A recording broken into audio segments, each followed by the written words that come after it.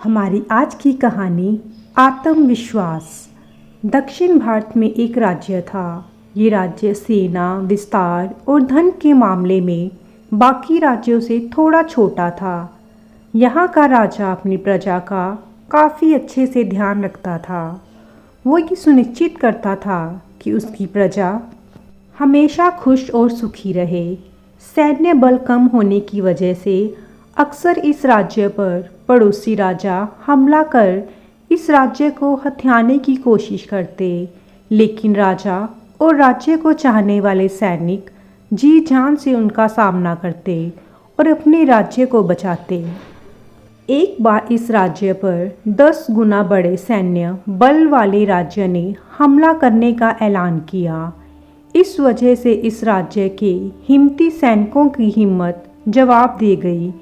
राजा को अपने सैनिकों को यूं डरा हुआ देखकर चिंता होने लगी।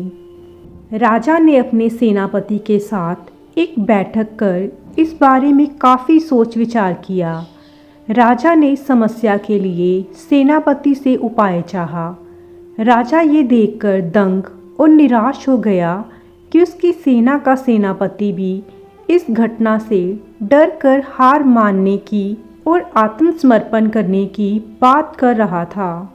उसके हिसाब से इतनी बड़ी सेना का सामना करके सैनिकों की जान गंवाने से अच्छा है सामने वाले राजा से हार स्वीकार कर समझौता कर लिया जाए। अपने सैनिकों और सेनापति के ऐसे रवैये से निराश राजा अपने सन्यासी गुरु के पास जाता है और सारी परिस्थिति से उन्हें अवगत कराता है। राजा की बात और परेशानी समझने के बाद गुरु उसे कहता है कि सबसे पहले उस सेनापति को कारागार में डाल दो जो बिना लड़े ही हार मान गया।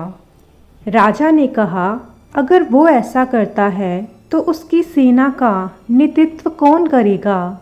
गुरु ने कहा, मैं भी इसी राज्य में रहता हूँ और अब मुझे भी अपनी राज्य का ऋण चुकाने का अवसर मिला है, इसलिए मैं सेना का नेतृत्व करने के लिए तैयार हूँ। हालांकि राजा को ये समझ नहीं आ रहा था कि एक सन्यासी गुरु जिसने कभी कोई युद्ध नहीं लड़ा कैसे सेना का नेतृत्व कर सकता है, लेकिन और कोई मार्ग ना होने से राजा मान गया।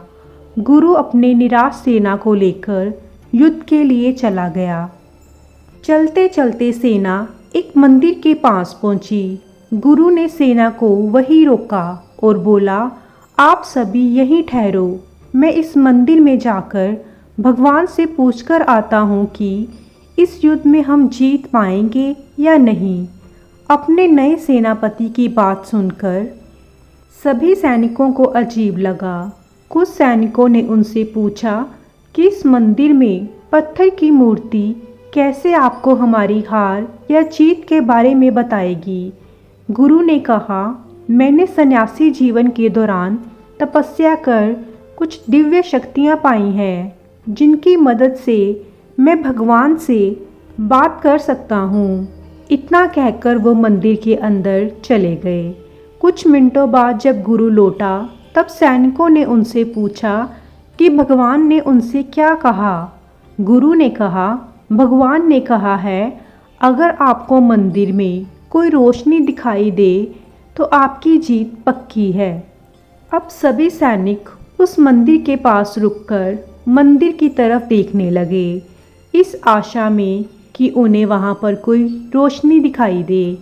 वे सभी पूरा दिन वहीं पर बैठे रहे और आखिरकार शाम होते होते उन्हें मंदिर के अंदर एक रोशनी दिखाई दी। सभी सैनिक खुशी से झूम उठे और एक नए आत्मविश्वास के साथ युद्ध के लिए रवाना हुए।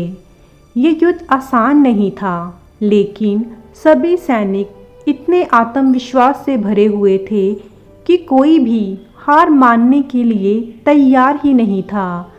21 दिन चले लंबे युद्ध के बाद इस छोटे से राज्य के बहादुर सैनिकों ने अपने से कई गुना बड़ी सेना को हरा दिया।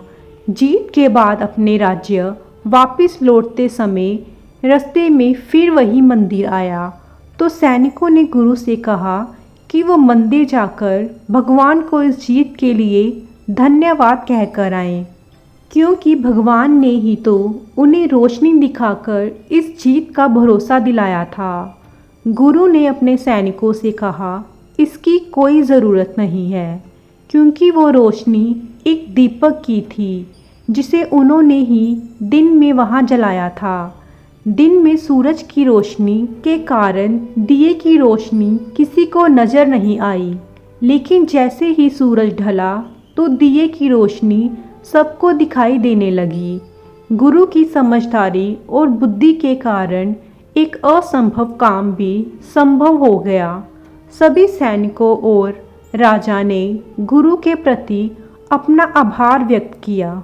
ये प्रेरक कहानी एक राजा, सैनिक या गुरु की जरूर है, लेकिन इसमें सबसे बड़ा हीरो है आत्मविश्वास। अगर आप में आत्मविश्वास है तो आपके लिए हर मुश्किल काम आसान हो जाता है। इसलिए हमेशा खुद पर विश्वास बनाए रखें।